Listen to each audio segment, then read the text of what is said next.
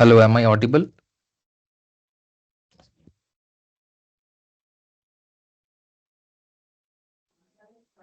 Yes, sir. Yes, sir. Okay. So you are able to see the screen, right? Yes. Okay, Yes, sir. great. So welcome to week 3 problem solving session in this course, Python for Data Science. So let's recall what we have seen in the last week. So I hope that all of you have submitted the week 2 quiz, and I hope that you were able to answer the questions. Uh, So in week 2, what we saw is basically how we store data in Python. So basically this course is about data science. So first thing is that how to store data. Before acting on data, before operating on data, the first thing is to understand is how to store the data in memory so that it is easy for us. So we have seen certain data structures like list, tuples, arrays, and we have seen some of the operations on the lists, tuples, and arrays. And I have also shown you how a matrix can be stored in Python. It's nothing but consecutive lists. So every list is like one row, and some operations on matrices are also we have seen. Okay, so as you already know that we are not supposed to discuss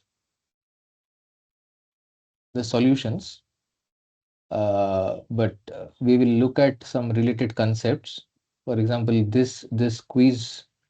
When is the deadline?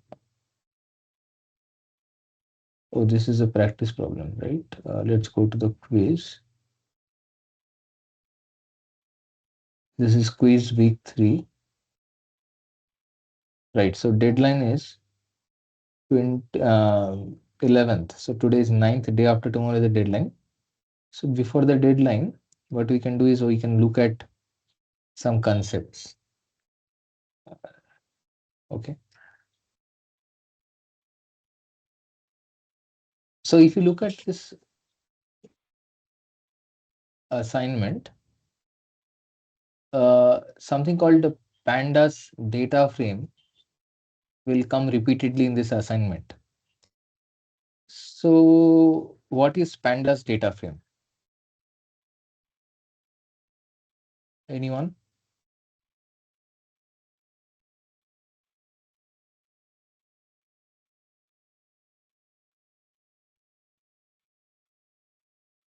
So as you can see, this is a table, and in this table, there are 5 rows and 4 columns.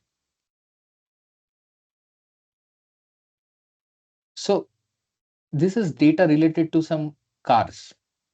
For example, here is a car. I think this is the name of the model. So A2 is one model, C3 is another model, D2 is another model. And what type of car it is?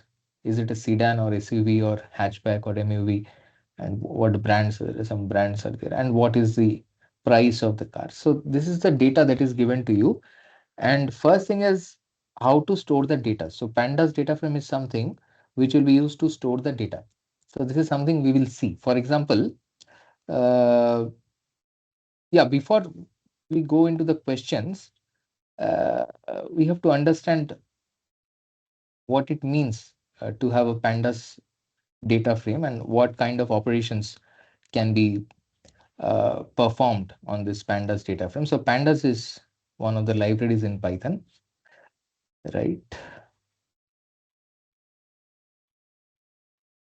For example, it's asking which of the following countries have maximum locations of cocoa manufacturing companies. So again, there is another uh, set of data. This time the data is given as a .csv file. So anybody knows what is a .csv file?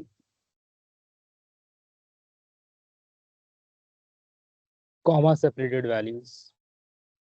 Correct.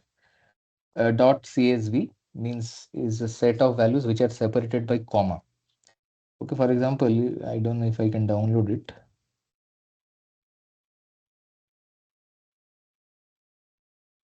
Yeah, so I'll make it large.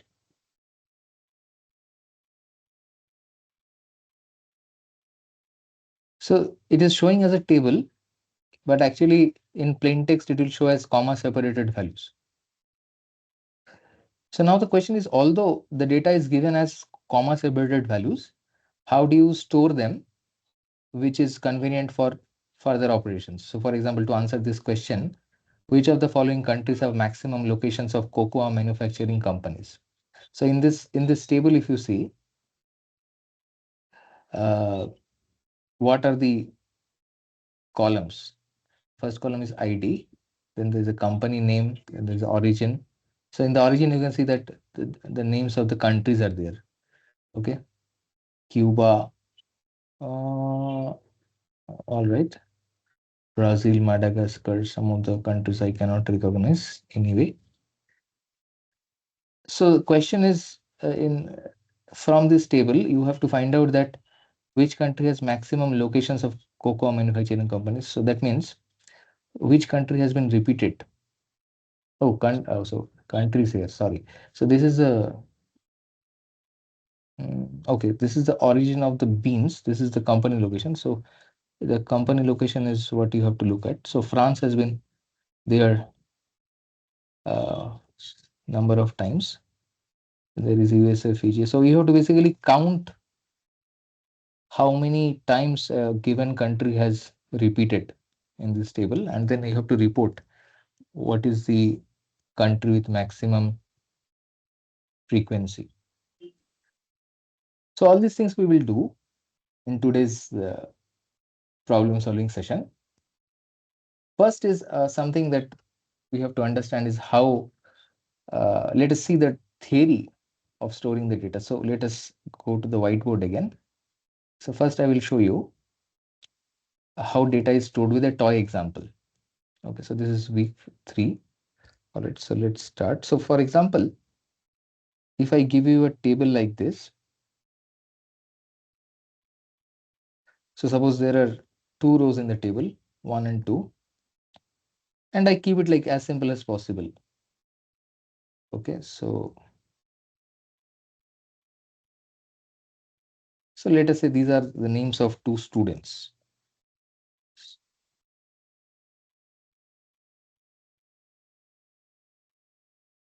So this is all the data that I have.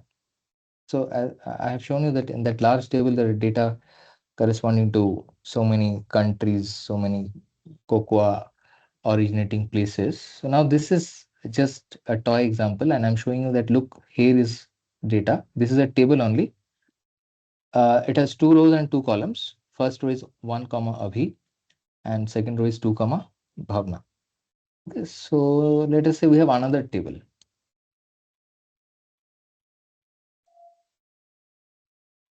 I just want to keep it simple.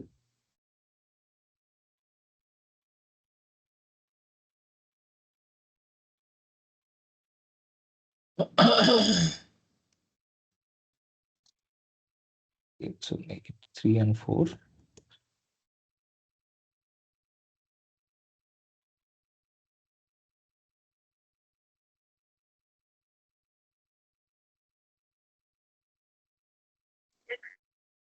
All right. So as you have already seen, that what we can do, we can make lists. In the previous class we have seen we can make lists, and then like this, and this is perfectly valid to make two lists, and that will be counted as this data. But for the purpose of convenience, what we will do is we will use something called a pandas data frame to store this data. So what is pandas? So you are not audible. Are you sure I'm not audible? Just a second. Sir, you are audible, sir. Okay. Who is saying I'm not audible? Uh, Whoever is saying I'm not audible, can you hear me now?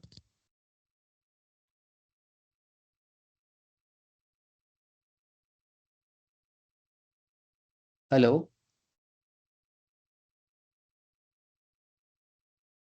If you are able to hear me, can you raise your hand just to see how many can hear me? Sir, I can hear you now. I'm sorry. I joined back after logging out. All right, all right. Thank you so much. Sir, Thank you for the show thank of you, hands sir. also. Okay, okay. Sir, I have just one question. If I can Yes, ask you right now, sir, yes. basically this is a 4 week course, and for every week we are getting a practice assignment and a graded assignment, right? Mm-hmm. But there is something called a week zero, where we got one assignment which was only a practice assignment.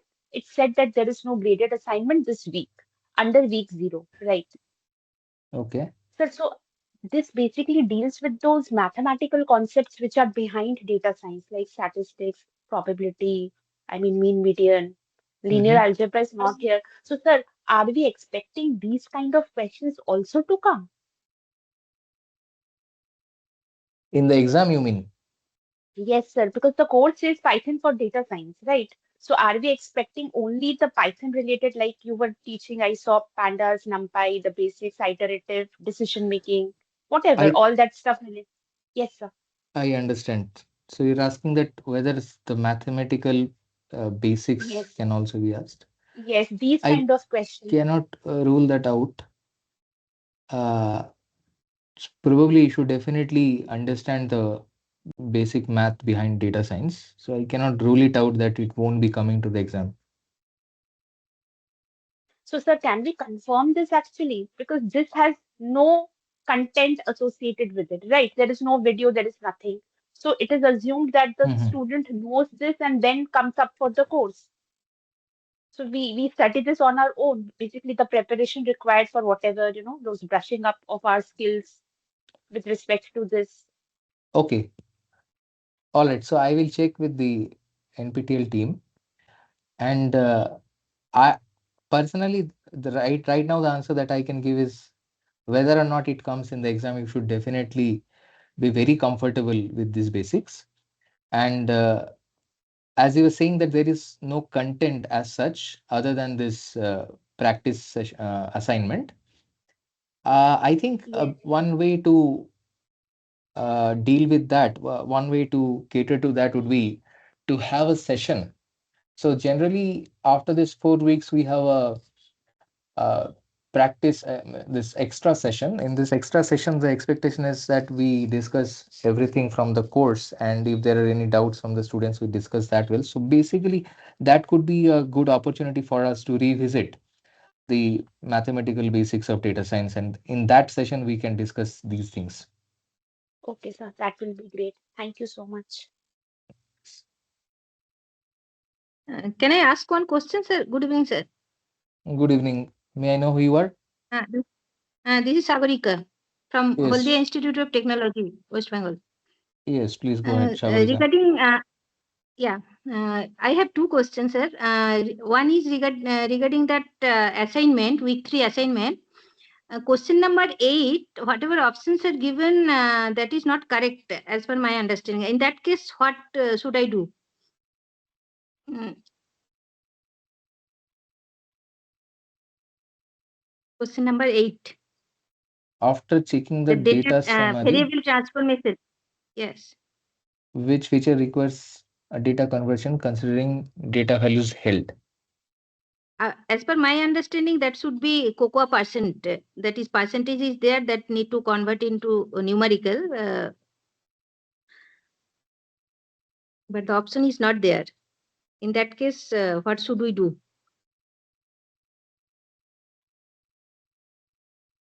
So this could be possible that there is an error, and in that case, everyone should receive full point, 1 point, Right. all of you. So I think in that case, irrespective of what you answer, you will receive full marks. Okay. Okay. One more question, sir. That here you are providing that data set, but in exam, this type of question, how will you attend? Because now we can download it and run it through the Jupyter Notebook, and we can get that answer. But in exam, how will you answer There, that question? This there type will of be, question that from yes, yes, there will be provision for writing the code during the exam itself and running the code online. oh, that we can open that Jupyter Notebook. That system should have that software.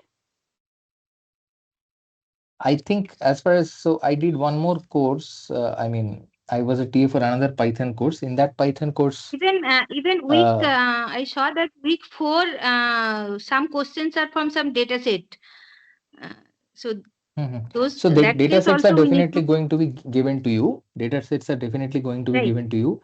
And if the questions are MCQ and it is not expected that you have to write a program to answer the question, then you may not have access to the online code writing No, editor. no, no. But, even week 3 question, week 3 assignment, that how which variable have null value, all those. What is the maximum value of that rating? So how will you answer that without Yes, sir, right. It running this should Because she's be like, code? right.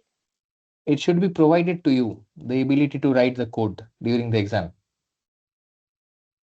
No, acha, that means, but once we'll give that exam in that center, that system will provide that software and we can open that Yes. another window. Is it No, no. possible? Within the exam window itself, it should be possible to write the code. There should be some ID. Sir, Are you can you please That means, confirm this at your end? I mean, how do we confirm these? These are those questions to which we need answers beforehand. Otherwise, how will we answer? Like, I was yeah, also because thinking, there is it's not something possible to yeah. remember that all those parameters for any data set. It's not possible. Yes, yes. Any data So set you can provide and yes, may yes, ask I for understand. question. There could be a large number of rows and columns in the Right, data right, set. right. So it is expected that you will answer them by writing the code itself, and whatever is practically possible, you'll be asked to do that only. You cannot be given a very large data set and asked to answer something. For example, find the median or something. That means Uh, whatever data will be provided us, from that we can answer the question, Correct.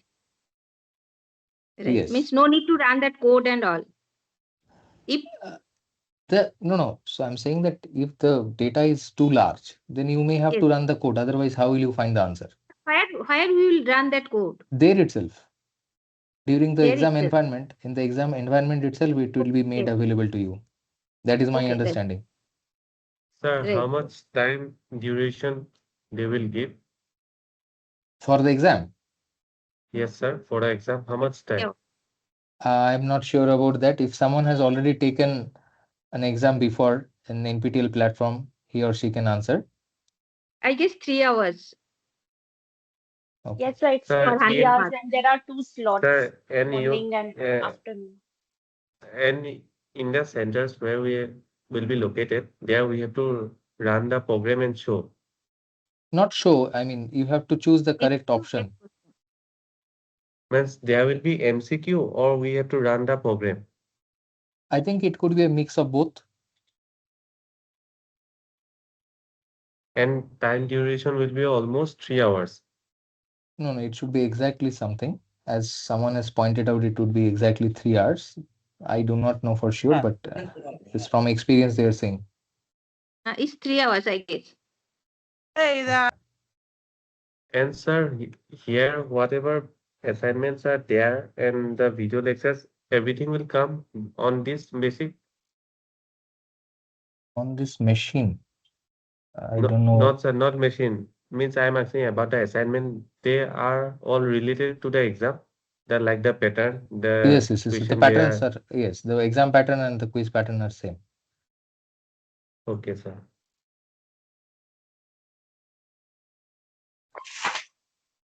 Right. Sir, can you, So sorry, one last question. Sir, can you one day in one of the classes, right after everything is done, can you actually share one previous paper? I mean, question paper, I if do not have possible. access to that.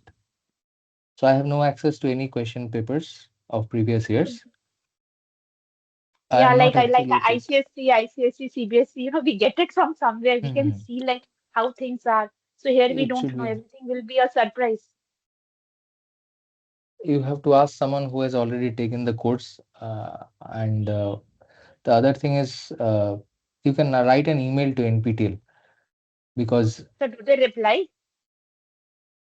I am Like sure I that don't. they reply. For example, if you go to this course page and there is a question and answer forum, right? I Right, I think have seen that. Yeah, I have seen, sir. There yes, is a people forum. are people are responding to that. I checked that people are responding, so you can write there.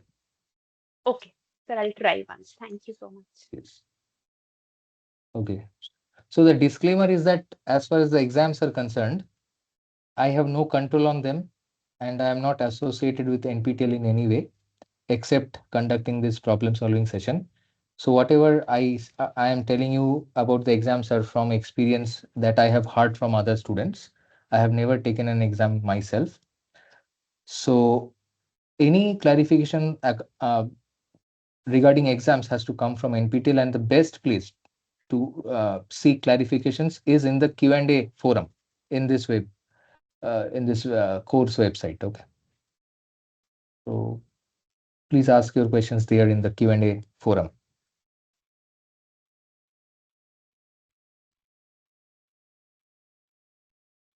So let's go back to our content.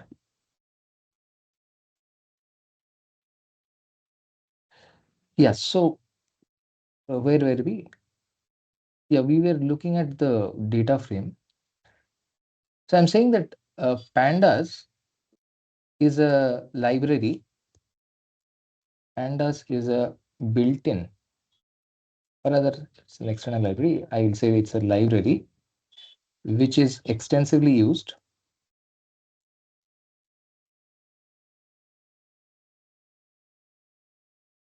in processing data in most data science applications. So we must understand how to use this pandas library. Okay. So for example, what I will do for you to start with is to store this matrix and this matrix, which is you can think of it as a table. A will write it in the pandas format, in the pandas data frame format. And then if we can understand that, then we can write this large data set also using pandas. Okay. So this is our data, Abhi and Bhavna and Charu and Deepti, 1, 2, and 3, 4. So let us go to the Visual Studio Code terminal. Okay, this was week 2. So now I'm going to make a new file because this is week 2 Python for data science. I'm going to make a new file. I hope that you have already installed this software.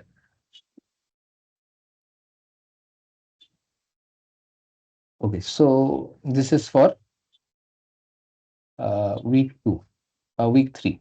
For week 3, I have made this file. Let's save this. Okay, so I'm going to call it week 3 underscore Python for data science py. Right. Okay. So first thing is that we have to import pandas. So Pandas is already a library. Somebody is saying something. Please keep yourself muted unless you are speaking.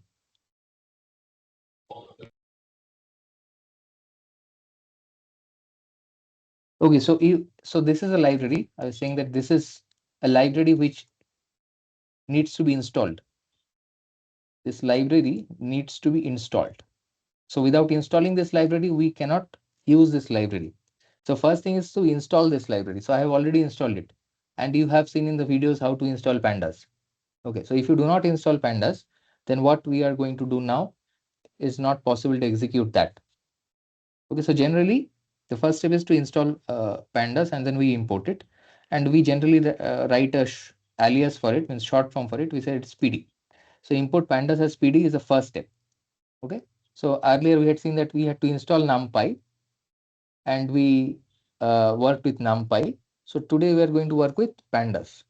Okay, so now, so I have to define what is called a data frame. DF is what? Data frame. So data frame 1 is, so PD is my pandas. Okay, so PD dot data frame is what is going to allow me to construct a new data frame. This is to construct a new data frame. Data frame means what? It's just the matrix. So think of it as the matrix. So this we want to make this matrix, going back to the whiteboard.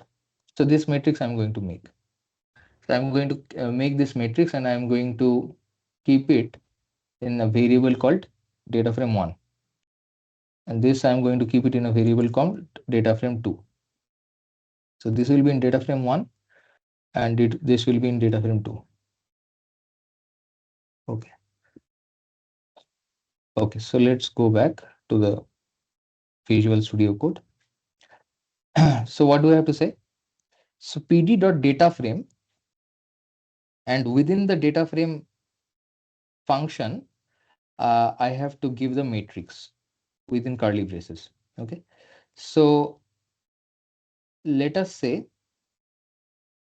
I have to give column names also. I give a column name. So let's say first is A. This is first column 1, 2. So this happens column wise. Instead of in the list we have seen, we define the matrix row wise, but data frame has to be defined column wise. Okay, so I have to give the name of the second column also, or I can just, I'm saying AB, you can just say serial number and those things also you can say. Let us say I'm going to say serial number, and let us say I'm going to say name. This is also fine. So what was the name I had? Uh, let me check what name I had kept. Bhavna. Okay. So let's go there. Okay. So this is the description of the data frame. So I have given two columns. One is serial number 1, 2, and the name Avi and Bhavna. So this should provide me with a pandas data frame. That is the expectation. So I'm going to save it. Okay, so now I want to see that whatever I have created is correct or not. So let's print this. Then we will make the second data frame. Okay. Okay, saving is also done. So let us see if it works.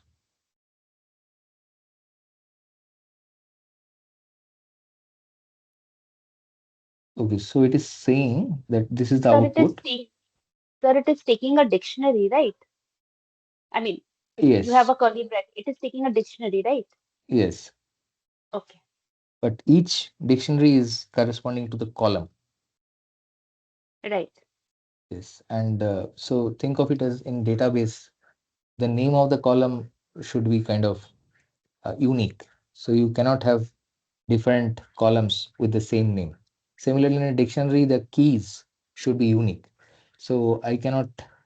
So the keys are, so dictionary is the uh, most natural way of implementing the columns. So the keys are corresponding to columns here.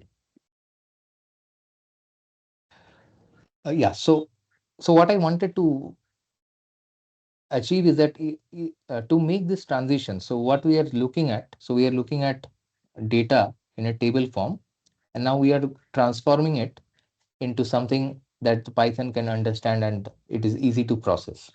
The similar thing I'm going to do for this second data frame, and I'm just going to copy and paste the same thing.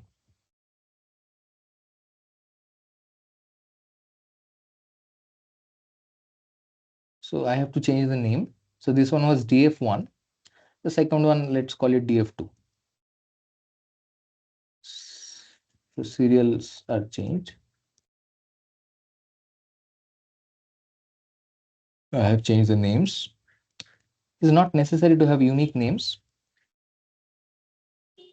So these are two different data frames now I have created. So let us also print the second one and see if it works. Then we will see what kind of operations we can do on these. Okay, let us run this.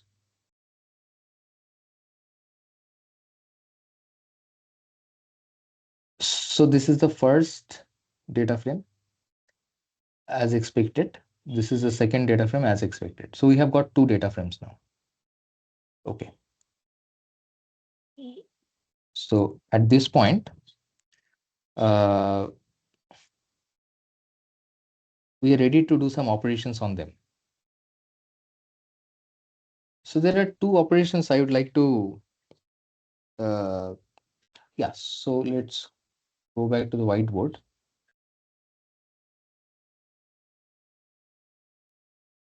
So maybe one may want to merge these two tables into one. So as you can see that there could be a use case where the data from one table and the data from the another table may need to be merged to create one single table. So we had seen in the matrix case how one can do that. So we should be able to accomplish the same here also. Okay, so after merging, what will happen is this table will bring this table here, and things will look like this after merging. Okay. Yeah. So what should I do to merge two tables, or rather data frames, I'll say.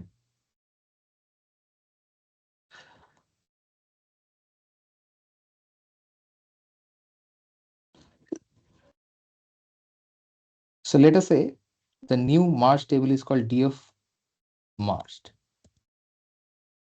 Okay. So in the new data frame, I'm going to keep these two frames together.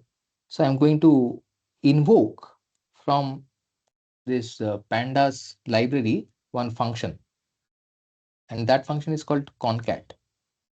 So as soon as I've written the concat is coming. So let us see what is inside concat. Okay. So it is saying that it takes objects and an access value and some more parameters. For example, join parameter, inner, outer. So those of you who have seen database would know that how two databases can be joined. There are different kinds of operations one can do. So you can see the signature of the function here, the concat function. So it is a good idea to look at and verify what these parameters do. But we'll keep things simple, and we'll do the simplest thing. So first it is taking a list of objects, and then it is taking an access. So let us give it a list. So what I'm going to give to it is that I'm going to give it this two data frames that I have. Yeah. Is there any question?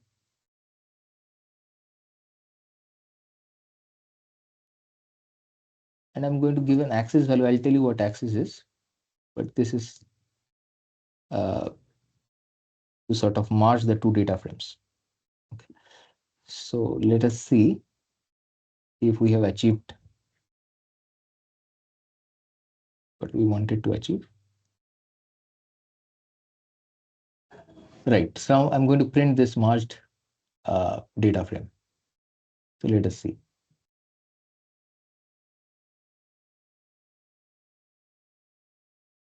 The other print, forget this previous prints.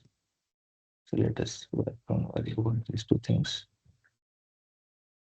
Let's comment them and let's run it again to see things clearly.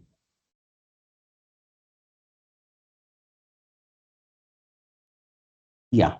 So now, as expected, we have a larger table. This is a larger data frame. And this is exactly what we intended to achieve. So if you look at the whiteboard, this was our goal. So far, so good as far as merging two tables are concerned in Pandas data frame.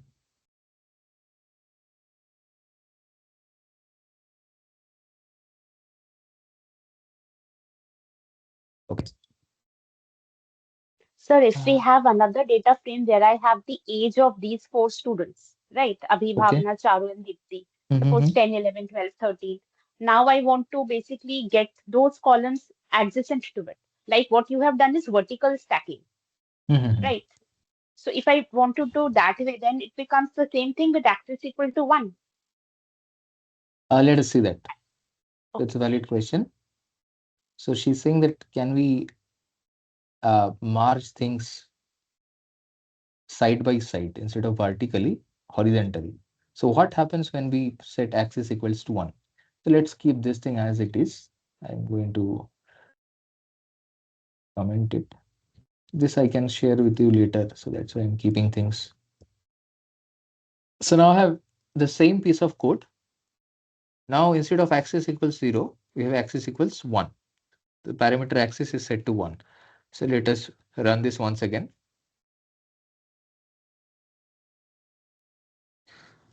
Uh, this is the output. So what have we achieved is we have uh, see what has happened is there are two columns with same name and two columns with same name serial number. So it has so it is not as database, so to say. It has simply just copied whatever was in the first data frame and appended it horizontally with the other data frame. So this is not what we intended to do, right? So the question was, yeah, go ahead. Maybe while defining the DF1 and DF2, you can add one more column. Yeah, suppose Yes. age, gender, marks, something, some other column headers. Yeah, so that you can do manually. That of course is possible. This is what you were suggesting. Yeah. Okay, that is one possibility. Other thing is that No, once the sir, data not frame is this, not this. Suppose serial in the first data frame, I have serial number and names. So there I have Abhi Bhavna with suppose serial number 1 and 2. Now in the second data frame, I have serial numbers 1 and 2, but I don't have their names. I have their age. oh, okay. I understand what you're saying. Let's do that.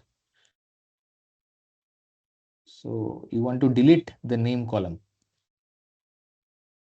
Yeah, with name, so vertical stacking is best because then it goes, I mean, that makes more sense.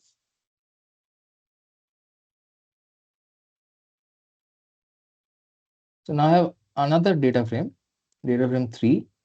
Here the serial numbers are matching with these serial numbers and I have added the ages. I delete the ages from here. Okay, so now we will do vertical stacking. Okay, let's merge df1 with df3 and let us see what happens.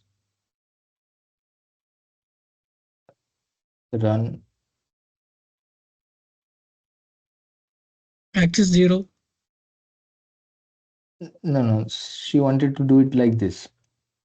That okay, so Okay. this person's age is added here, but there is an issue. Issue is that this column is not necessary, but this column is coming. The serial number do not need to see twice. So what should I do in this case? We have to delete the serial number column, right? The serial number column once is sufficient. Right. So the So drop Remove in duplicates, I think. DF3. In DF3, if you yes, remove serial number, The drop duplicates will work here. I don't know. I'm not sure. drop But then duplicates. Axis has, yeah, Mhm. there's something I was going through the, Mhm. so there also I guess we Mhm. have to specify the access. So it goes to the entire table, and Okay. if duplicate rows are there, it removes them. Mhm. But here duplicate columns are there, so there also do we give the Yes. access? I do not know how drop duplicate works. Maybe you can Google and find it out for yourself. But there are many ways you can do it. I will do one of the ways that I think will work. Okay. So instead of concat, I'll do something different. Instead of concat, there is a way called march. Okay. So with march, what will happen is it will drop uh, the duplicate, not actually duplicate. So it will first see if there is a column which is common to both the tables, both the data frames, and then it will do the merging on that column, and it will keep only one copy of that column which is common. So it is slightly different. So let's look at this signature. Is it not coming? Just a minute, it will come. Just hover over will do. Yeah, so it takes a data frame left and it takes another data frame right. Okay, and it asks how to merge, whether it is in so it is sort of like the database merge how, and it is asking on which column to merge. And there are other things also, but basically these four things.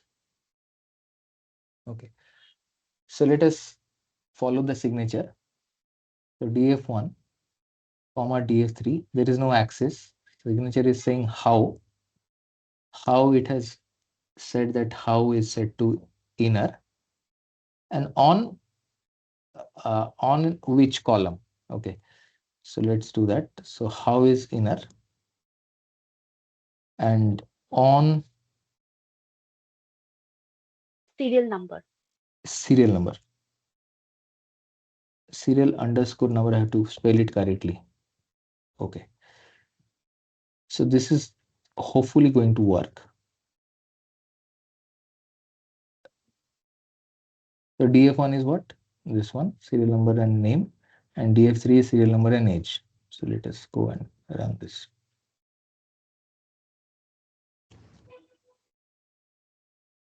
So this is the output.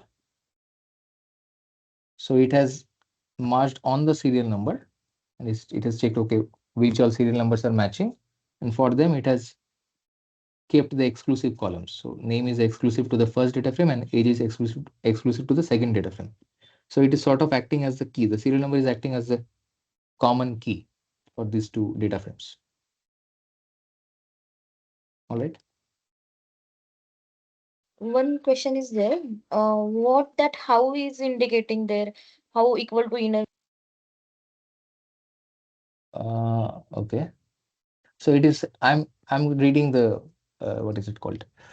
The documentation. So it is saying the default is inner. So by default it is inner. You can do left, right, outer, inner, cross. These are the possible values that you can give. And then the type of merge. Oh, sorry. I am also reading. So it is saying that these are the possible. So if you say left, then use only keys from left frame, similar to a SQL left outer join. These are key order. Okay, so we have done inner. Inner is use intersection of keys from both frames. From both frames, choose the common key and then do the join. And if you use left, then use only keys from the left frame. Left frame means df1. So there are two frames, df1 and df3, left and right. Second one is right. And then this does a left outer join. So it will do something different. So let's do it. So let's do it on left. So it will only use Sir, keys from the what happened earlier was outer join. No, Like inner when we only. got, no, this one is inner because inner is saying the intersection. So basically, serial number is a common column in both the data frames. So if I look at it that way and see the intersection, so basically it's happening on serial number, that column. That is Yes. why it is coming once. But the previous output which we got, where we saw serial number name, serial number age, that is Okay. outer join. Is that outer join? Uses union of keys from both frames? Probably yes, because that time we did not use this function. We used Yeah. concat, but let us see and what outer does. Maybe it will produce that Okay. thing. Okay. So Okay. let us see. Now I have marge with how is equal to outer, and outer it is what it is saying, what she has pointed out is supposed to do union. So let us see. But first I'm going to clear this terminal.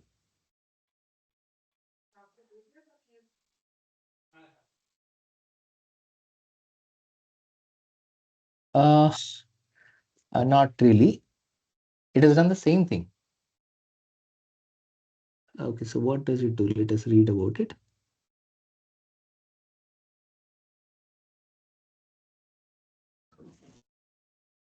Use union of keys from both frames, similar to SQL full outer join and sort secret. So when you take union of keys, in the first left data frame, the keys are serial number and name, and you take union with serial number and age. So when you take union, as in mathematics, the duplicates are dropped automatically. So they have dropped a duplicate. So, so it is just a different way of interpreting, in this case, the same thing. So you take the union of the keys, drop the duplicate, or you take the common one and based on the common one, you keep it. So am I making sense? If not, we can play around and we can see, we can do some more work and see Yes, sir, what is it the is difference. clear. Yes. Thank you. No, so what has happened is, for example, uh, how I should, no, we should be able to demonstrate the difference.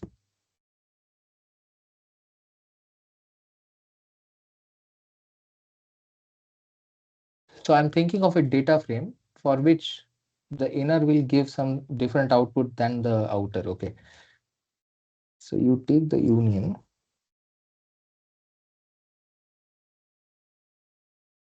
So let's do one thing. So I just thought of it now.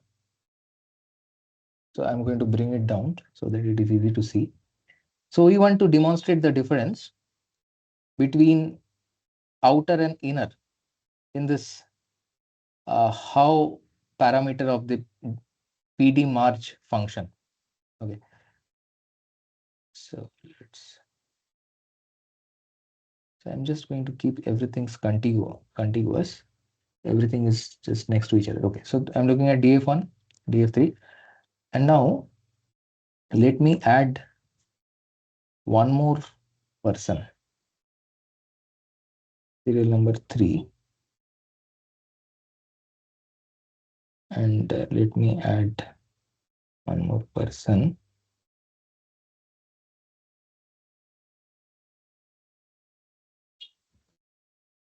So I added a person called Kabir. Now, so if I do inner, then it will check serial number, but it will not get a match with 3. For example, if I do inner, then I think Kabir will get dropped. Let us see. Okay, this is okay, fine. Let's run this.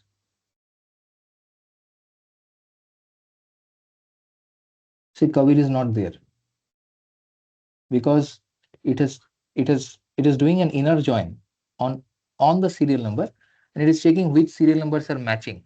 So one has matched with one, so it has this column, sorry, this row Abhi 21, because the serial number is common. Again, there is Bhavna 23. But yeah, let's see what happens with outer.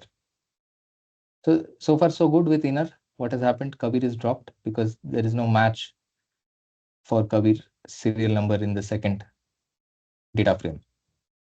In DF3, I haven't given third, 3. That is what I'm saying. I want to see that whether inner and outer works differently in this case. So now let us do outer.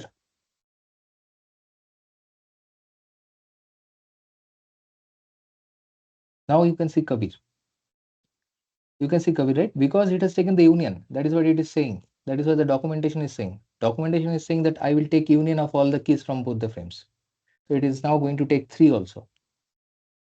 So do you see the difference between inner and outer?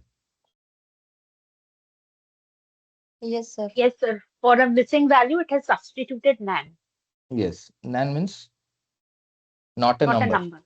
Yes, yes, yes. Because in the other table, the age table, the age is not specified for Kabir.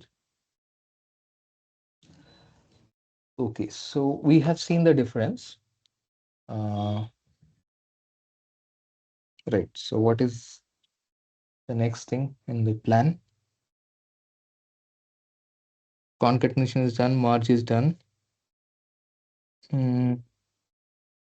Okay, so now we will see. Okay, so now I have been able to tell you how Pandas data frame work. With some toy example, I have been able to tell you. Now I'm going to look at the questions. So the question is saying that, look, I won't give the answers.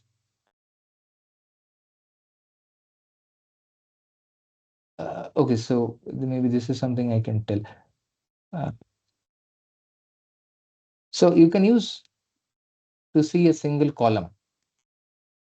Let me show this one. For example, so this is my new table, DF marched. So in this DF marched, if I want to see only the names, the name is one of the columns. If I want to see only the names, then I will run this.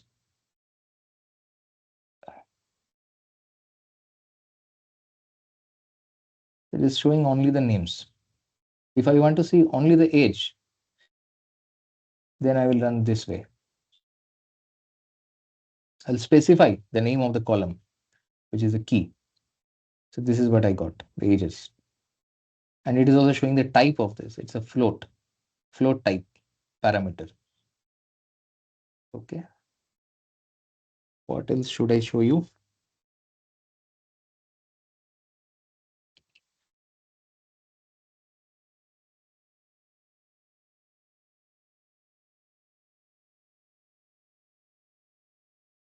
Okay, so if I want to see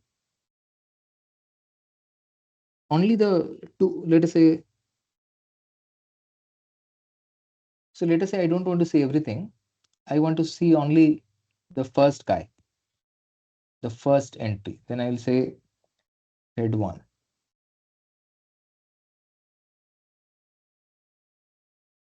It is showing only the first entry of the age. Let's try with name. It's easier to see. So what I'm showing you is that you can see a piece of the column. Instead of seeing the entire column, you can see some piece of the column.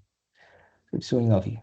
Okay, this is just to drive the point that you don't have to see the entire table, because sometimes the data could be very large. You can go to the location also directly using log. All these things I should not be discussing. Anyway, forget this. Let's go to the Sir, plan. sir, So just 1 minute. Sir, one yes. minute. Sorry. Sir, in that particular, I'm not asking you to tell the answer. What I want to know is in this two first option, the parameter is a list. I mean, df underscore cars. So basically, it is two square brackets, right? Mhm. So if I take away the, I mean, I can do this at my end also and check. If I just write, suppose df, suppose it's not df underscore cars, for simplicity, it's a df. So df Okay. within the square brackets, I write type. It Mhm. works.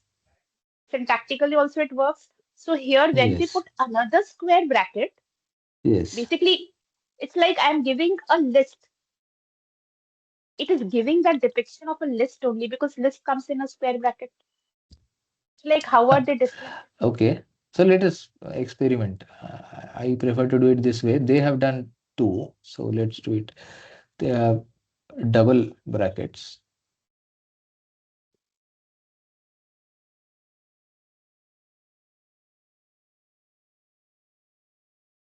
So let's run this.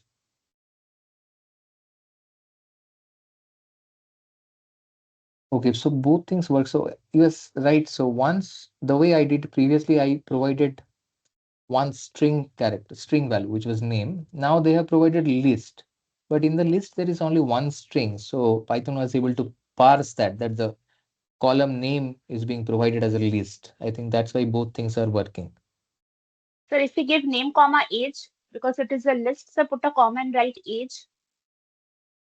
I know it is the entire table, but I just want to see, since it is a list, will it work or give a syntax error? All right. This also works. Yeah. So if you want to, yeah. So maybe this is, as you have seen, you want to specify specific columns that you want to see, then you provide as a list. Right.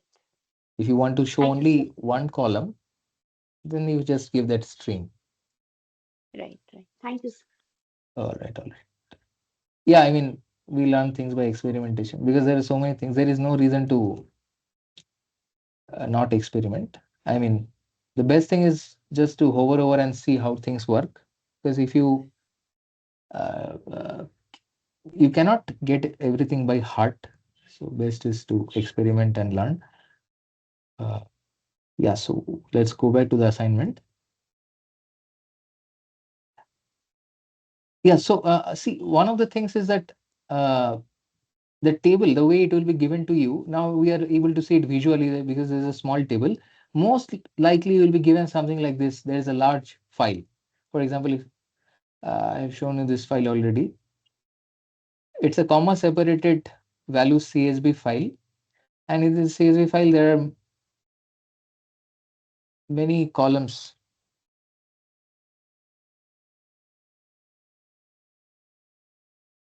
Yeah, there are many columns and rows. So first thing is, how do I read the CSV file and convert it into a data frame? So this is something we will see before the break. So we will take a break. So what we are going to see now is how to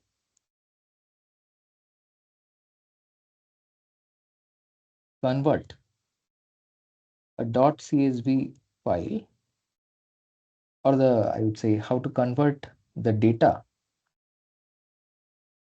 in a .csv file into a pandas data frame. So first thing is to read. How shall we read from a, so this is equivalent to saying that how to read from a .csv file. This is something we should understand.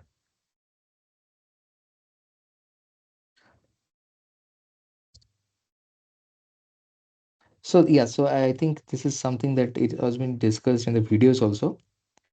So first you have to know where that file is. For example, this file, I will show you.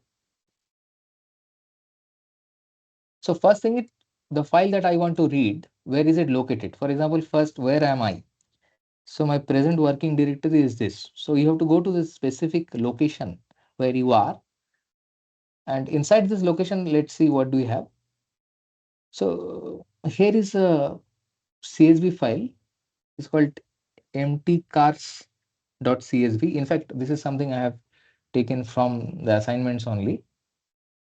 So if you go here and go to the practice assignment in week 3, then you will obtain this first question where there is this CSV file, emptycars.csv. So this I have downloaded and I have placed this file, emptycars.csv, in this location in my computer, in my laptop. So in this location.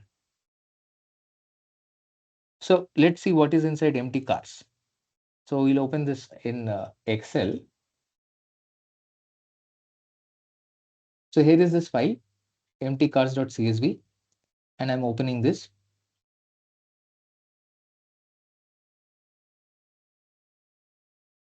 Okay, so I will make it larger.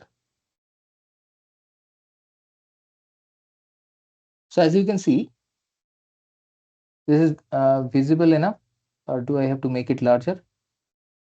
No, sir, it's visible. All right, thank you. So there's so many columns. First is model. That what is the name of the model? These are some cars. MPGs for miles per gallon, like the US term that in our terms we say mileage. That means for per liter of petrol or per liter of diesel, how many kilometers will the car go? So they're doing it this way. So this is 21. Think of it as mileage. Cylinder, horsepower, other things are there. Weight of the car, how many gears, all these things are there. So I want to read this data, which is in CSV format, and I want to make data frames out of it. Okay, so what will I do? Shall I write lists? So if I have No, you to, should. yeah, Sorry, I was telling the answer only, sir. yes, go ahead, go ahead. So we will write DF is equal to PD dot read underscore CSV, and within Mhm. the first bracket, we'll put the path of the file Yes. with the We cannot, extension. yes. If you have to write comma separated way, then it will take a long time. Yeah, so what we will do, what she has said is absolutely correct. So,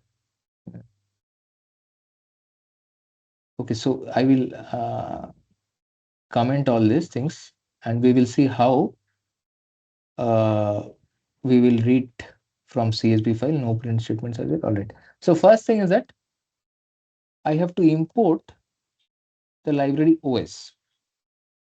So what does OS do? OS will allow me to specify the location of the file. So I already said that the file is here. It is inside this location in my computer. So I have to be able to specify that. All right. So what I'm going to do? So I'm saying DF data frame for cars. Okay. And okay. So I'm going to say PD pandas data frame dot read CSV. It's already showing read underscore CSV. You can read other things also. You can see HTML, JSON. In other ways also data can be provided. So what we are looking at is CSV, not Excel. So that's why I am taking this function.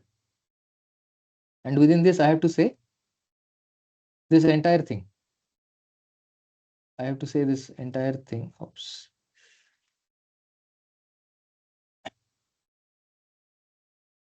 Sorry.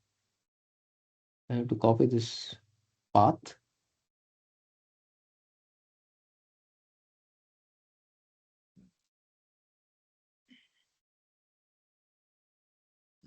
And then the file name. What is it? Empty cars dot CSV. So this will be able to read the file. And after reading the file, we'll see how it shows. So maybe we'll. So printing is a bit of a problem, but let us print it. Or maybe we'll just print. Okay, let's print it anyway.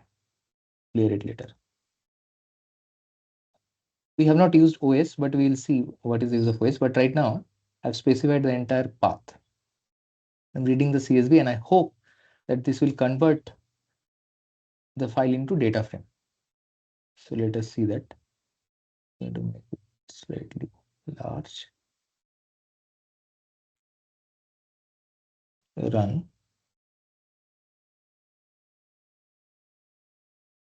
Yeah, so it's a large data frame, so it is we have to scroll, but this is actually a data frame.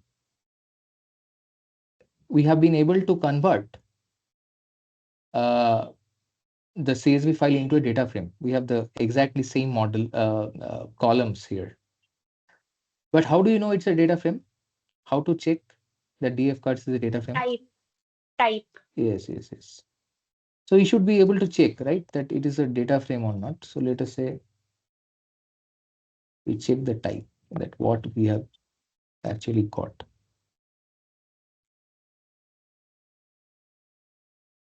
Now I'll run it once again.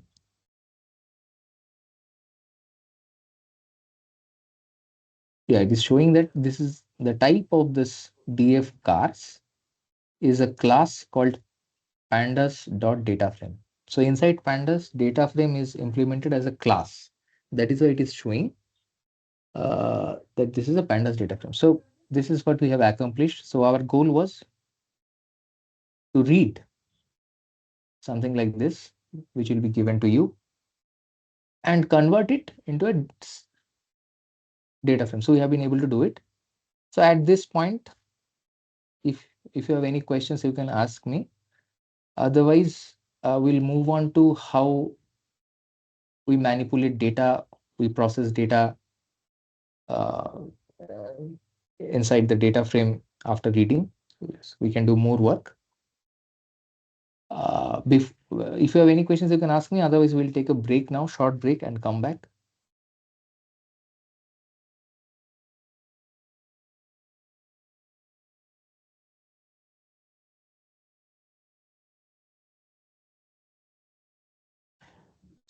So basically what we are going to do is we are going to process this file. Where is that file? We're going to process this file and we will extract information out of this file. So this is the whole point of data science, that you are given a lot of data. From there you extract meaningful data, data that is of interest to you. That is what you will see. It's a toy example only. Okay. Fine. At this point, we'll take a break. So it is now 8:10 p.m. So we'll take a short break.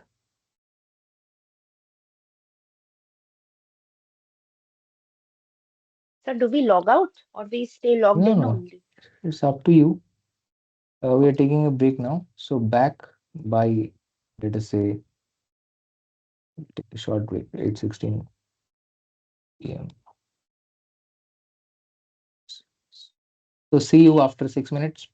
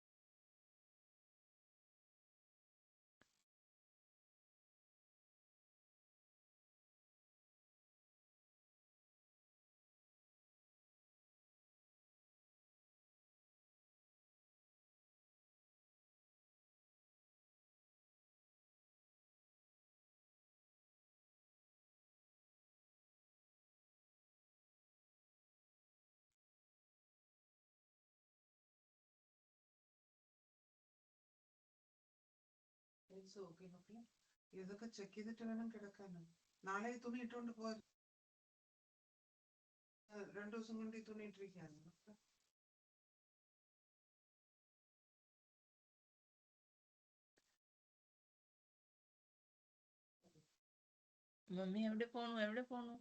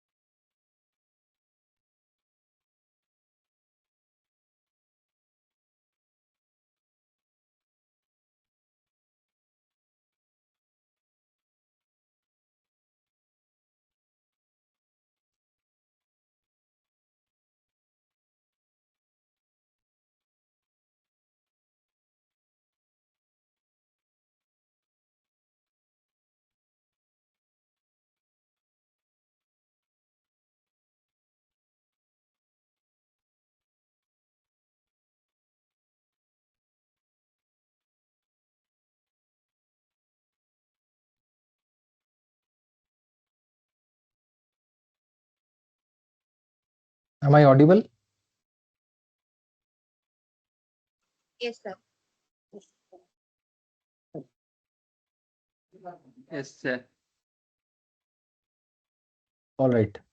So now we have a pandas data frame which is containing the contents of the CSV file which is of interest to us. Now we can ask some interesting questions.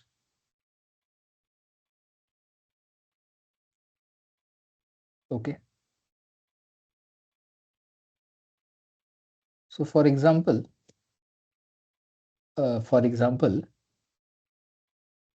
I can ask, let's go to the file once again.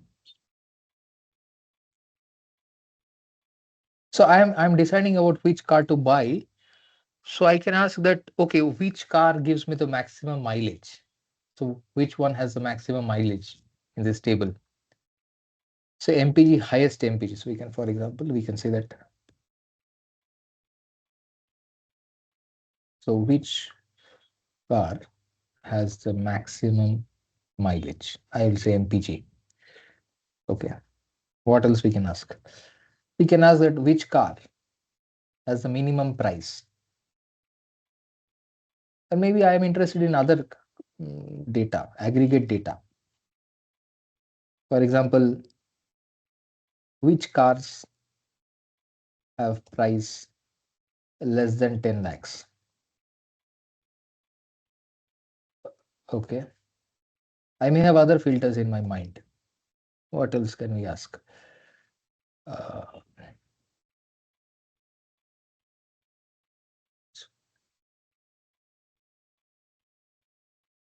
or maybe we can ask that some aggregate question, that what is the average or the mean price of the cars? We can ask all sorts of questions, and these questions can be answered by using some pandas function. So how does, so pandas has some functions which allow us to answer these questions. But Yeah. So let's see that.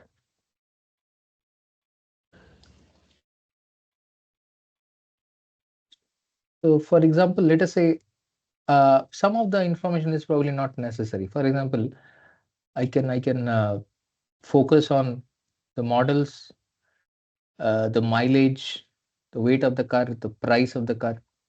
Where is the price? Okay, so the price is not there.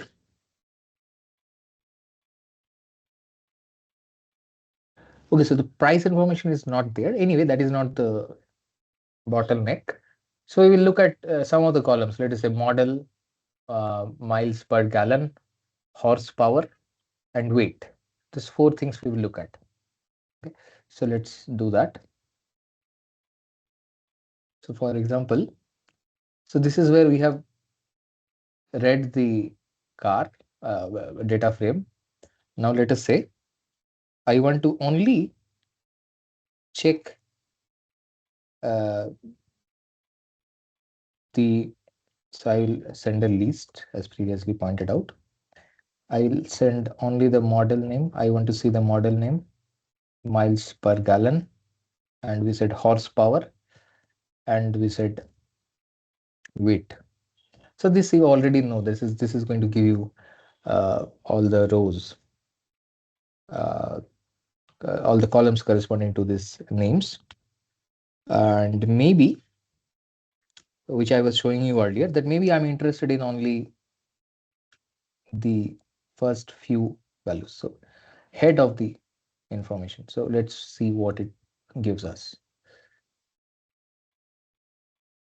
Okay. So remaining things are not relevant. So I'm only looking at these three lines. One more thing I wanted to show you, but let's see what it does first.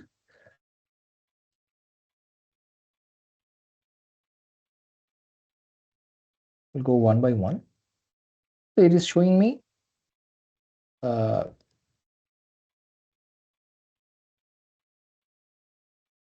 what it is showing me is that First 5 rows yeah, corresponding to these columns.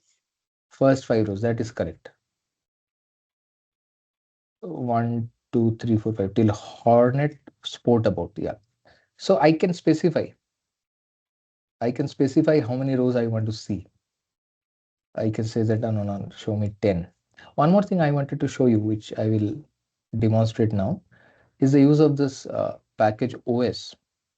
So here I have specified the location of the file, but this is a long string. So instead of this long string, what I can do is I can delete the prefix. Okay, and I can keep the prefix as a separate a string, or I can directly change the directory. I can say os.change directory. That means I'm saying that, okay, if you have to read files, go to this directory. So in this, I will give the parameter as this path of the current working directory where my files are. Not current working directory, I'll specify the file path for the directory where I have kept the input files. So I can say that, okay, always change the directory, go there, and then you can read. So this is to avoid repetition. Maybe in the same program, I have multiple files to be read. So every time I don't want to say pd.read csv, such a long string, this is what we can do. Fine. So what I was saying, yeah, so head 10. So head 10 will give me the first 10 rows. Sorry, yeah, first 10 rows of the specified columns. So as you can see that 0, 1, 2, 3, 4 up to 9. So indexing starts from 0. So it is showing me. So anyway, this is something you already know. Let's do something more interesting. For example, I might ask that which car has the highest mileage. So forget this. So now I'm asking which car has the highest mileage, that is MPG. So I want to print that. So what should I do?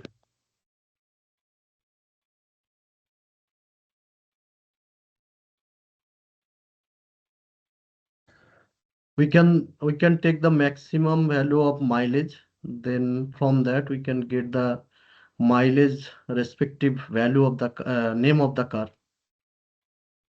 Okay, that is what I want to do. That is exactly correct.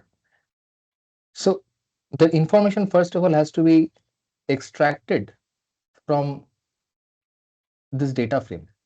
So I will act upon this data frame. So df underscore cars. And in this data frame, I am interested only in the MPG, that is the mileage column. In that column, I want to ask that what is the maximum value. So I can simply say dot. So as soon as I said dot, there's so many functions have come. Add, aggregate, all these things have come. Maybe I will choose the one which is of relevance to me. So for example, I can say equals is also there.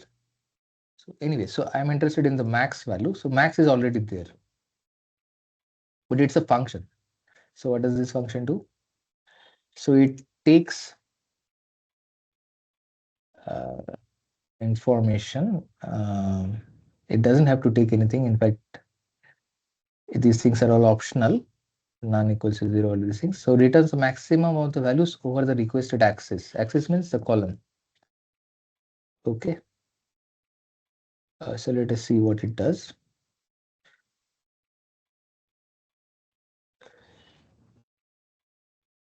Let's go to run. So it is showing me that the maximum MPG it has found in this data frame corresponding to the column MPG is 33.9, which is definitely true. There is nothing to, this value exists. This is corresponding to Toyota Corolla. So I want to see the value. I don't only want to see the value, I also want to find the name of the car.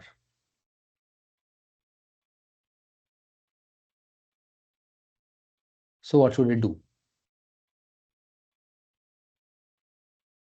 So maybe one of the questions is, yeah, so this is a question we are asking, which car has the maximum MPG? We have found is the car with the maximum MPG has what MPG?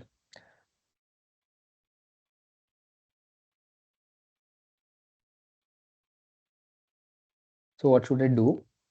Maybe I will store this in a variable. I'll say that the maximum mileage is this. So this is going to give this is going to store the maximum mileage, then maybe I can say that print df underscore cars. I want to find what the name. So I should go to the name. The name is in the model column, right? So I want to look inside the model column and I want to ask that, okay, in this column, find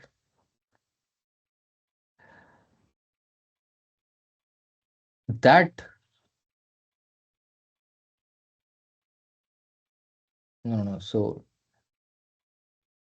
equals, so what I wanted to, I want to say that mileage equals 33.9. Show me that name. Wait. So can't we put a comma and put that column? I mean, that particular. mm I mean, basically, we have to match the values against this maximum MPG. Yes, you are right. So I want to say models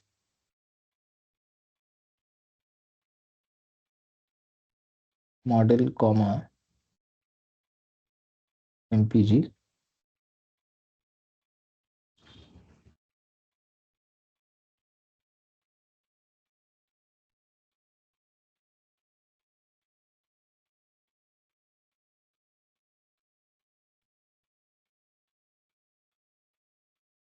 Maybe there is a simpler way to do this, but you can always run the loop. I wanted to avoid the loop. I wanted to avoid the loop. I wanted to do it in one sentence.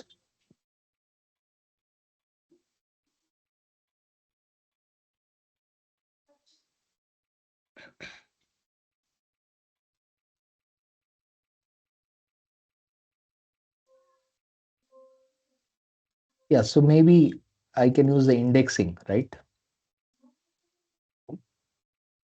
So I can say that go to that location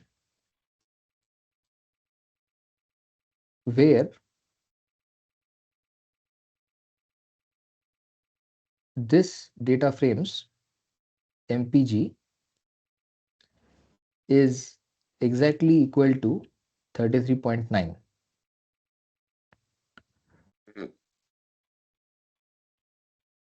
Okay, and I can say that in that location you show me the model name. नहीं नहीं, अभी खेलो, TV इतना नहीं देखते हैं, बस 1 our पूरे दिन में, पूरे दिन में ऐसे अपूर्व थोड़ी जी, होता है, ऐसे नहीं होता बेटा, इतना टीवी देखने से कि बुद्धू हो जाते हैं, ऐसे नहीं करते। हाँ, दादी का नहीं देखूंगी मैं, ऐसे थोड़ी होता है यार, कुछ भी, इतना टीवी नहीं देखते बेटा। देखूंगी अब पापा एक तो देखूंगी। नहीं नहीं नहीं नहीं नहीं, चलो आपको खेलना, अपना खाना, पापा खाना खाओगे उस समय देखना, अभी नहीं, ठीक है? okay, नहीं नहीं I'm नहीं going to mute him. हम But I was kind of enjoying the conversation between the father and the baby. Anyway, coming back. So I want to tell you, so what is the objective? Find the model name with maximum MPG. So let's see if this works or not.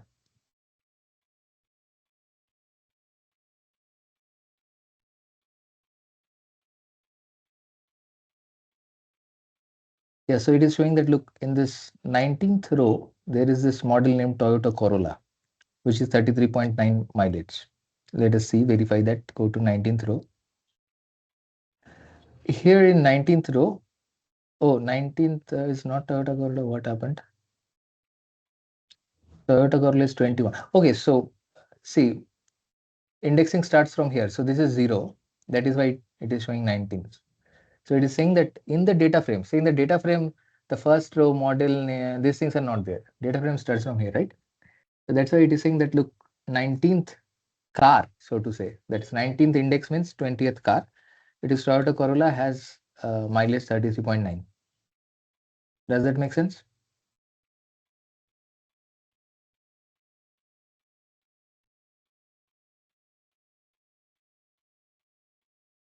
Hello?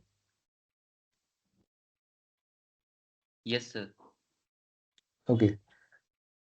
So we have been able to extract. So, but basically, instead of But saying, instead of putting 33.9, you can put that above query here. Then it becomes very generalized.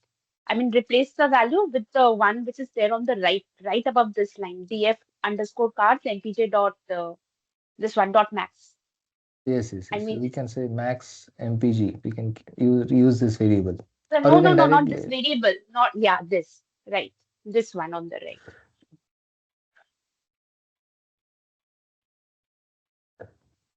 Yeah. So what she's suggesting is that make a query, find out which car has the maximum mileage, and then make another query that in this column mpg, where is the location? Where is the location where the mpg is equal to the max mpg? In that location, you go and find out the model name. We can do it with loop, but this is one line solution. Let's do that.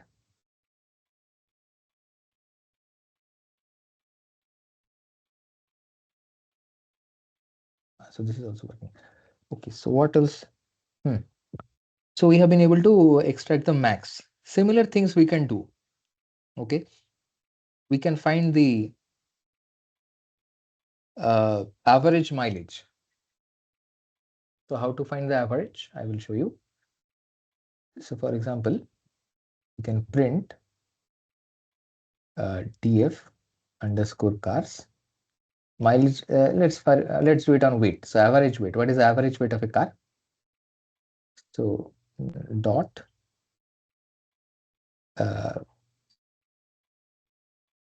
what is average? What is the word for average? Anyone?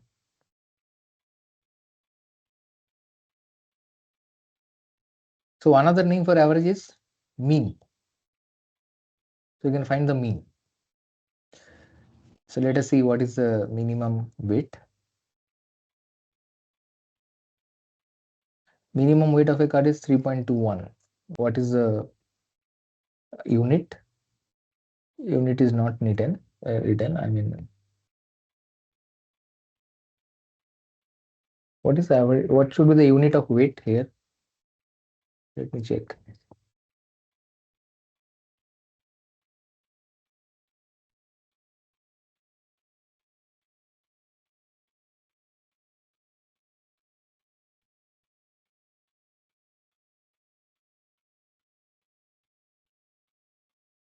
So it is metric tons. Oh, this is pounds.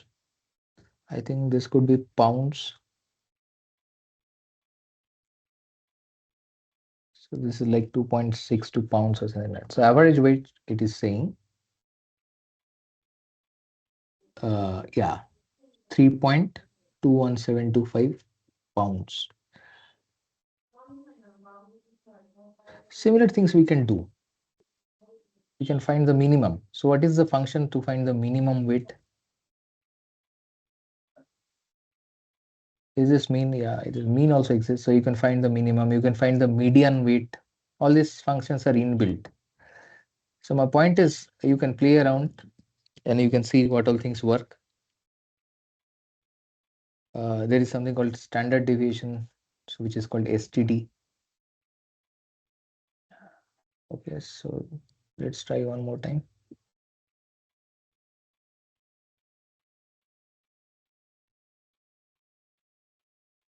Yeah, so this is standard deviation. So mean is 3.21, but there is a standard deviation of 0.97 from the mean. So some cards are, so these things what I was telling in the beginning, somebody was asking the mathematical basics. So you should understand what is standard deviation. And if you do not understand, then you cannot appreciate the data. So it is saying that the weight is somewhere averaging around 3.21, but there is a standard deviation to the left and right, which is 0.97. So maybe in the extra class, we will do math and only math. So what else we can ask? Any other interesting question? Maybe we can ask that which cars has, so let's look at the figure, I mean the data. So horsepower. So horsepower, let's say I want a high horsepower vehicle. So I want to ask that which vehicles have a horsepower more than 150. So Okay. might be in a range where we can use relational operators and logical operators. I mean, and Okay. So between some value and some other value. right, right. Okay. Okay. So maybe we are going to ask that which cars have horsepower between 150 and 200.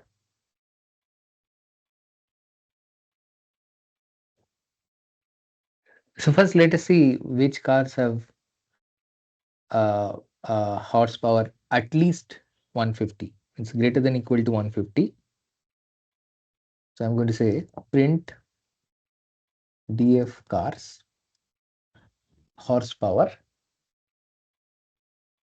uh, the value is greater than equal to 150. So I'm not interested in the, so I have to do something like this. The location I have to get, right? So I have to say find location, and then we want to extract the names of the cards. So first we'll say we'll extract the location. So dot location and again start bracket df cars HP is greater than equal to 150, and I am interested in the name, that is a model, right? So I have to match all the brackets. Something is not matched. Yes. Yes. So it prints the values to a stream. Okay, so it is going to print me the names of the cars. Okay. So additionally, we would like to impose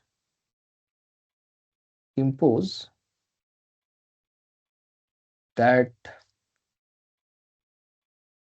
the horsepower is less than 200. So additionally, we want to impose less than equal to 200. Both things should be correct, right? Yeah. And maybe I want to see the names as well as horsepower. Both things we want to see. Oops. Sorry.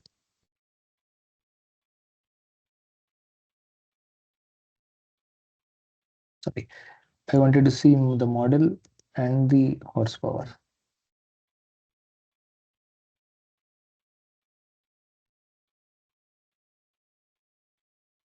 Yeah, this should work. So this is saying that show me those models and HPs where HP is between 150 and 200. Don't have to print these things. I'll get this also. Yeah. DF cars is loaded, and then I'm making this query. So let's run this.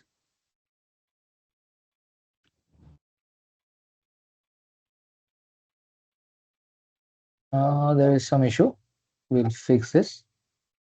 So so this is part of learning. We'll debug this. So it's saying that in this line number 15, which is here, there is a value error. The truth value of a series is ambiguous. Okay.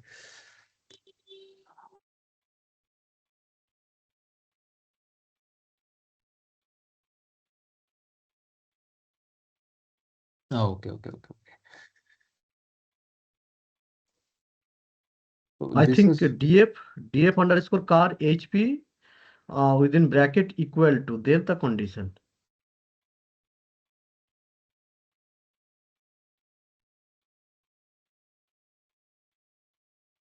No, wait. So this has worked. So look at this line. This is we have done the same thing. So we have said df cars mpg equals something. So this should work. Maybe so forget the other condition.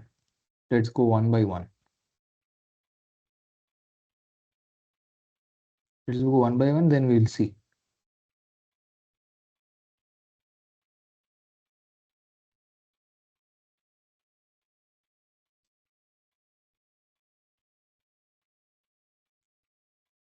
I'm going to run this. Then there is no problem. The problem is when we have done ANDing, okay, so we have to fix this. We want between 150 and 200. So there is So one ampersand and, but it is used when we use bitwise operations. So here we are not doing bitwise. That single ampersand that we use, that is also and.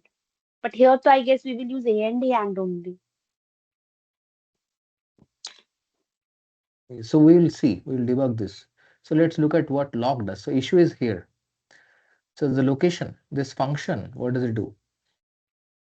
It is allowed inputs which are like integers or characters. That is the issue. Uh, Note that the contrary to usual Python slices, both the start and the stop are included. Boolean array of same length as the axis being sliced.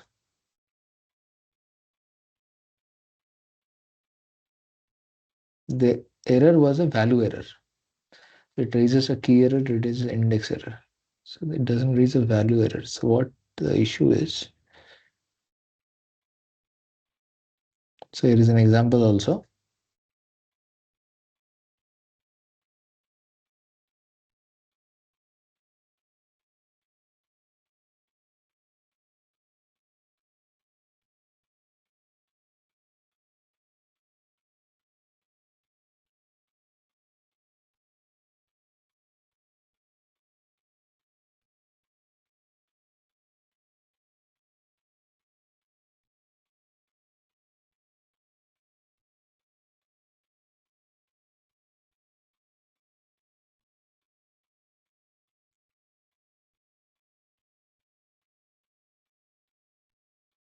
So do we have to enclose the condition in a bracket? No, I think. I mean, the previous condition in the first bracket. Like this, here, like Yeah, this. yeah, and I'm not sure. I made a random guess. Yes. Then A and D and followed by the second part. We'll try. This is how we debug. Otherwise, I could have prepared everything and shown you everything correctly. That makes less impact. Yeah, so we have put everything in bracket. I will try running it once again.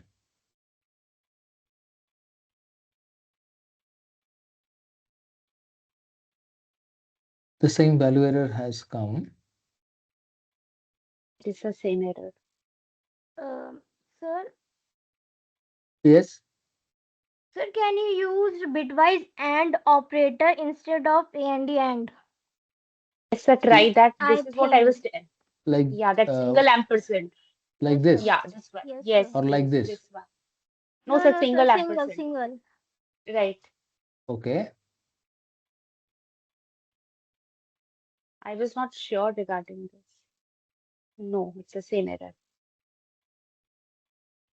One is logical operator, another is bitwise operator. Obviously, it should be logical operator. That is and was correct. I think something else there, the mistake.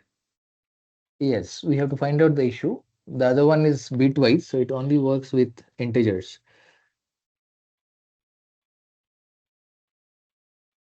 Sir, will you please copy paste this error and put in the chat box? This truth value, just this line.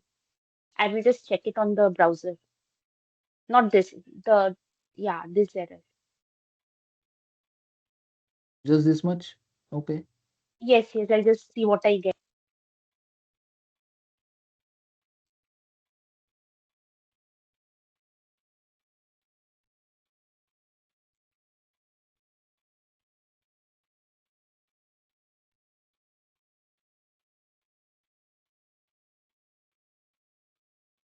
Yeah, you can debug it for yourself. Thank you, sir.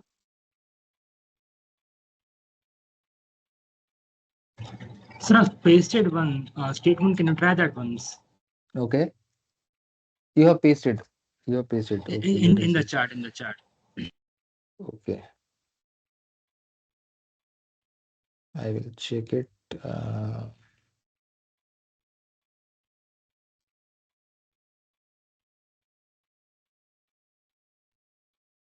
So, yes. can you use a bracket around 150 df underscore car and 150, and after the end please use brackets in both of them if it is helps. Okay, just type it on the chat box. So someone has typed something. Shriyansh has typed something. I'm going to use his this Yes, sir. thing. I've typed. Oh, you have just the same thing you have typed. No, instead of and you have given ampersand. Yeah, and no, but each condition is enclosed in a bracket. But you enclosed all the condition, both the conditions in a singular bracket. The issue is that ampersand works on uh, this integers only. It's a bitwise and. So you want to do it this way. And the 150 condition also.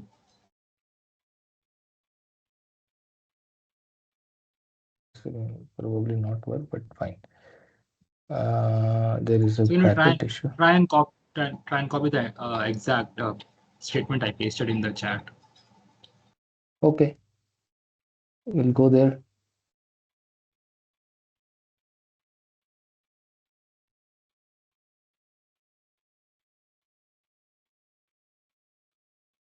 So I'll keep it for myself for later edits and hope that what you have written is correct. Okay, I've just copied your thing and Sir, I pasted. have also pasted something in the chat box. This is what I got after Googling.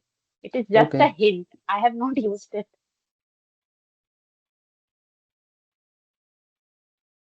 this is working. What he has said. Shreyansh, thank you, Shreyansh. This is good. You have found out how to debug. This is very nice. So why How this has this worked, works. Shreyansh? So I just tried doing brackets and stuff. So it just worked once. Sir, Okay, each okay, okay. bracket, what Shreyansh is saying, I mean, the first part of the condition that you actually put in gives you a Mhm, Boolean series. And then mhm, the second part where you have df underscore cards HP less than equal to 100, that also gives you a Boolean series. mhm. And then you are doing a bitwise and. This is what I felt. I mean, this is the reason I guess it worked. Because see, sir, Yes. what I have pasted in the chat box, it said that to resolve the error, you have either of these options. But right above this, what I did not paste is, it said that if you are trying to use a pandas series which can hold multiple true or false values, where it is expecting a single value. So I guess now this operation is done on two series where each series, I mean, it is like a data frame, but it is Mhm. basically a true ampersand true or true ampersand false, something like this. But your message, I cannot see your message. Oh, You have typed and sent. oh, now I have sent. Sorry. It was just there as a draft. Sorry, sorry.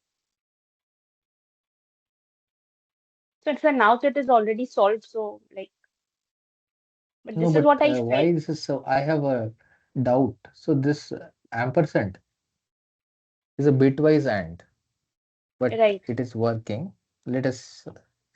This we have already tried, but I'm kind of inclined towards trying it once again.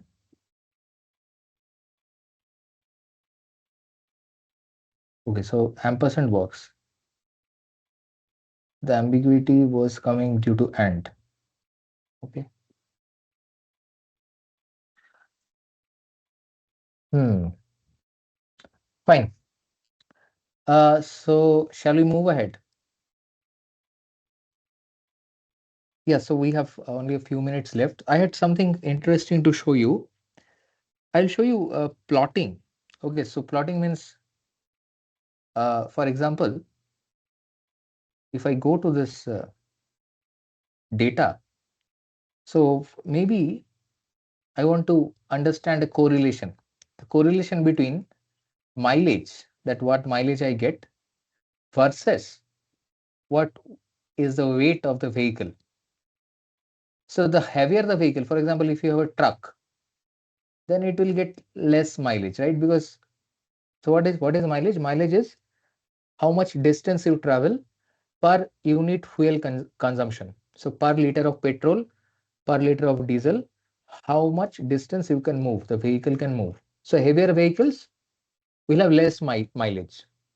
So as weight increases, mileage will Decrease. decrease. Yes, weight increases, so the mileage will decrease. All right. So I want to understand this graphically, the relation, the correlation between mileage and weight. So this is just to demonstrate. So for that, I will use another uh, library. It's called matplotlib. Matplot library. From there is a pyplot module.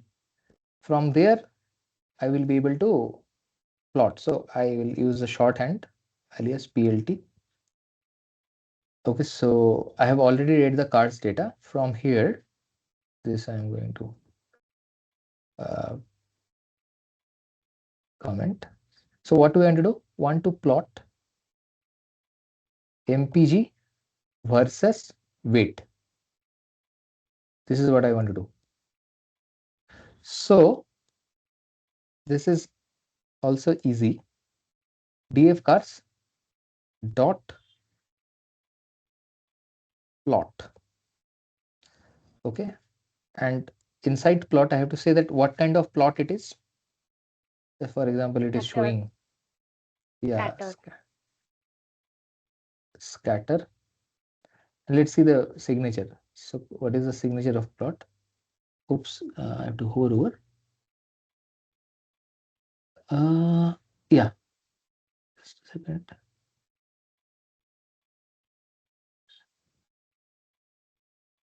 I'm somehow not able to see the signature.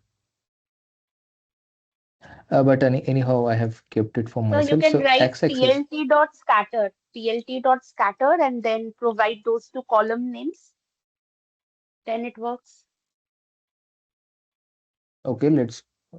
I had something else in mind, but I will try what you said. plt.scatter. Then within parentheses, the data frame name and the columns. I mean, the Okay. series one. Oh, like that. Okay. Yeah, df underscore cars. And then within square bracket, np, that variable, I mean, that column name. Like this. Yes, sir, like this. And then df underscore cars within square brackets. Then we put weight. Is that all? Yeah. If we want to specify the color, we can. I Okay. mean, What should I do? comma C is equal to any. C is C. equal to, yeah. I did with C only. C is equal to within single quote, any color, red, blue, whatever. Okay. Not any color name. Okay. Like this. Yeah. Okay. Let's see. I didn't try this.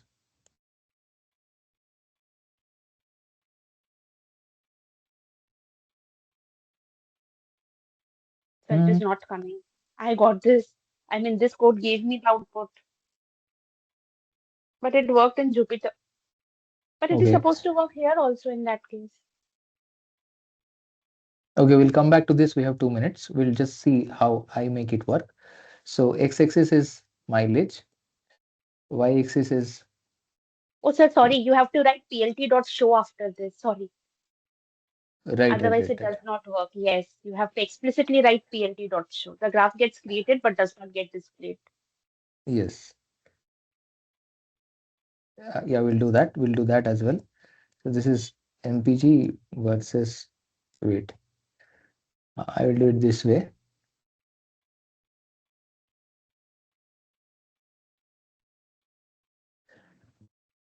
So this is how I did it, and let's do that.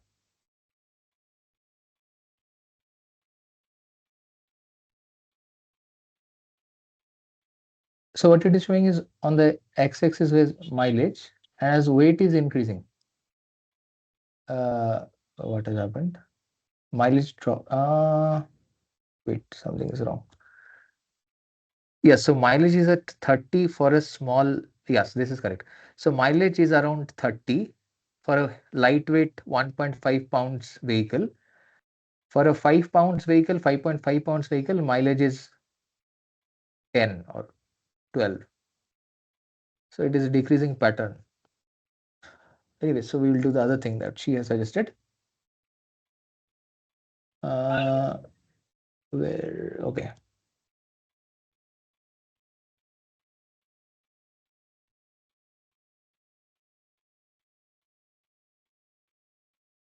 This is right, okay? Yes, sir. Fine.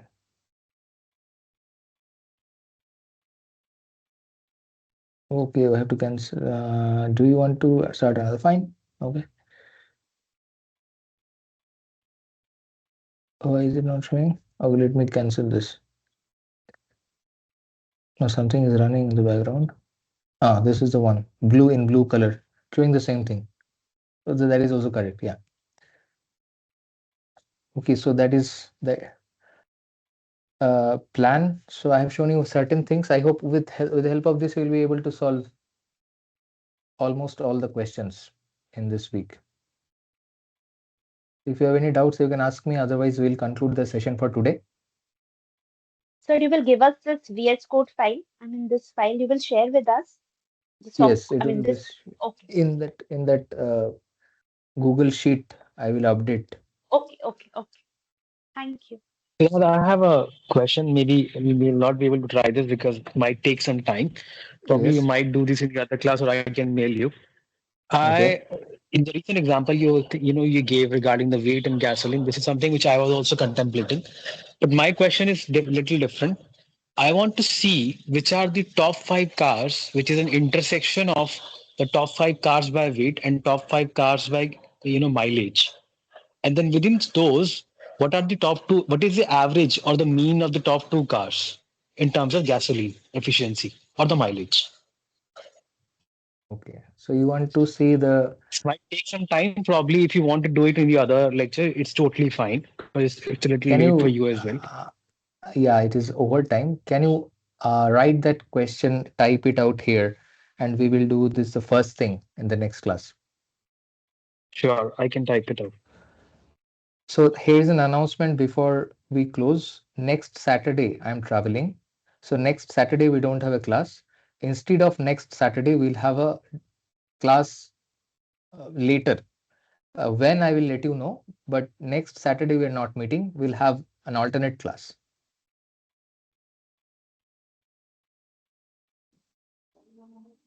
One thing not clear to me that the bitwise operator, though I was and you are also expecting the relational uh, logical operator and Yes. Yes. I also don't know why this So worked. I actually may data have frame is data multiple values are returned for that purpose because the single valued or multiple value, I think there is a issue there. So may Okay. I may have a possible explanation, but since I'm a first year, I don't have very deep understanding of this. But what I think is happening that uh, the bitwise operator has a higher precedence than the comparison operators, like less than, more than. So Python is interpreting that to compare the 150 with a string with the string of the number some string, the other string which was printed, So like the that's why the df bracket, cars h. that's why the bracket, Yeah, actually that's why the bracket are put due to the yeah, precedence because yeah. bitwise operator has higher precedence over the relational operator. But our question is that instead of bitwise operator, it should be a logical operator and So logical operator did not work, whereas the actually did relational. not work. So what is the reason? Actually, we want to find that. Yes, yes. So we'll definitely find it out. Ah, The next class, the first thing we will do is to answer the query that yes, yes, yes. That's my Anshuman has question. asked. So, no. And Mohammed Firoj Yes, Ali is asking yes, this yeah. question that why the bitwise operator worked, we will answer that question as well. Okay, okay. Thank you.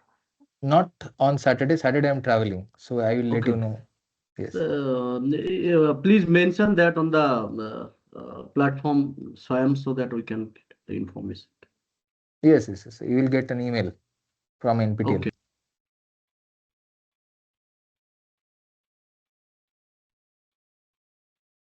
I missed classes, so are they recording so I can catch up? Kushal is asking, yes. Everything is on YouTube. Please go to YouTube and check. Okay, so Anshuman has asked that question already. What are the top 5 cards, which is an intersection of top 5 cards by weight and mileage? From this, what is the cumulative mileage and average of top 3 cards from the intersection dataset?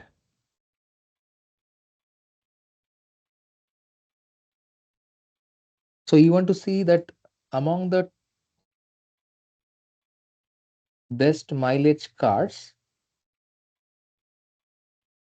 which one has the least weight?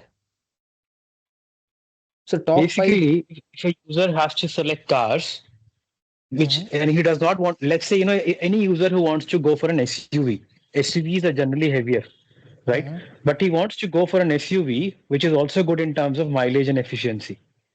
So amongst the top 5 cars by weight and mileage, what are the top 5? What are the top 2 cars in terms of cumulative plus the average as well? So the large follow-up part of the question is only to give a flavor for the entire class, including me, because it will involve some concat as well. It will involve mean as well. It will involve indexing as well. It will actually be a cumulative of what we studied. Just a brush up on that. But the intersection part, what is actually tied to an overall question, which is for an SUV user. If they want to select an SUV, good in terms of the mileage, not disregarding the weight as well.